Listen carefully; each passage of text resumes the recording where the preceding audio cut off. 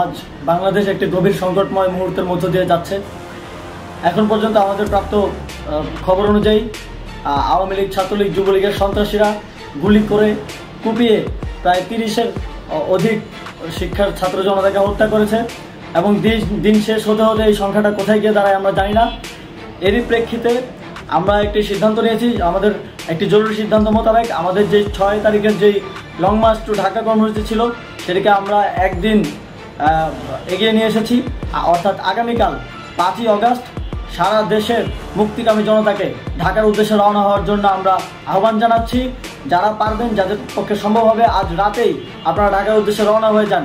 আমরা আগামীকাল সারা দেশের মুক্তিকামী জনতাকে ঢাকায় আসার আহ্বান জানাচ্ছি। বিশেষ করে ঢাকার আশেপাশে যে জেলাগুলো আছে আপনারা দায়িত্ব নিয়ে মসজিদের মাইকে ঘোষণা দিয়ে যাদেরকে পাবেন সবাইকে নিয়ে ঢাকার উদ্দেশ্যে রওনা হন। এই লড়াই আমাদের জন্য একটি চূড়ান্ত লড়াই। আমরা চূড়ান্ত ঘোষণার জন্য প্রস্তুত, আমরা গণভবনের দিকে যাত্রার জন্য প্রস্তুত এবং সেই উদ্দেশ্যেই আপনারা সবাই ঢাকা আসুন। আমরা আপনাদের সবাইকে নিয়ে আমাদের চূড়ান্ত দাবি আদায়ে এগিয়ে যাব। আমি জানি না সমন্বয়করা আজকে রাতে বেঁচে থাকতে পারবে কিনা, কিন্তু আপনাদের উপর আমরা এই দায়িত্ব দিচ্ছি।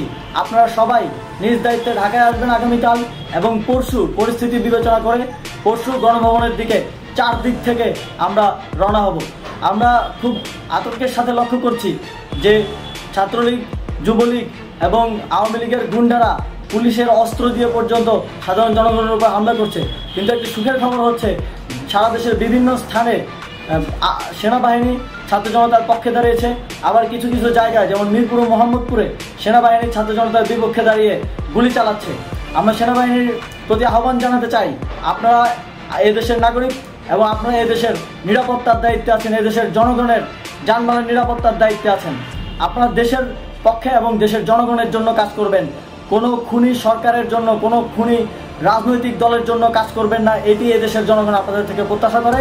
আমাদের এই আন্দোলনে সম্পূর্ণ সমর্থন দিয়ে হয় নিরপেক্ষ থাকুন অথবা এই খুনি বাহিনীকে, সরকারের খুনি বাহিনীকে প্রতিহত করুন, তাদেরকে যথাযথ শাস্তির আওতায় নিয়ে আসুন। যেই কারফিউ সরকারের পক্ষ থেকে ঘোষণা করা হয়েছে, আমরা স্পষ্টভাবে বলতে চাই সেনাবাহিনী এই ধরনের কোনো কারফিউ বাস্তবায়নের জন্য মাঠে না নামে। যদি মাঠে নামে তাহলে সেনাবাহিনী স্পষ্টভাবে অফিসিয়ালি জনতার বিরুদ্ধে দাঁড়াবে। আমরা চাই না সরকারের এই ষড়যন্ত্রে সেনাবাহিনী পা দিক।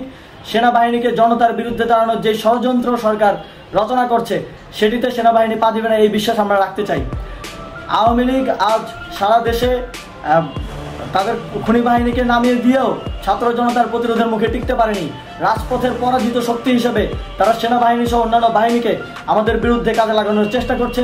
এই চেষ্টাকে, এই ষড়যন্ত্রকে ব্যর্থ করতে হবে এবং আগামীকাল সারা দেশে মসজিদে মসজিদে ঘোষণা দিয়ে ঢাকার উদ্দেশ্যে আপনারা রওনা হন। প্রত্যেকটি পরিবার থেকে অন্ততপক্ষে একজনকে ঢাকার উদ্দেশ্যে রওনা করে দিন, এই ইতিহাসের সাক্ষী হতে, একটি নতুন বাংলাদেশের অভ্যুদয় ঘটানোর একজন কর্মী হতে।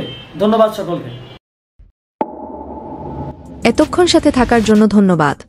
নতুন নতুন আপডেট খবর পেতে চ্যানেলটি সাবস্ক্রাইব করে পাশেই থাকবেন।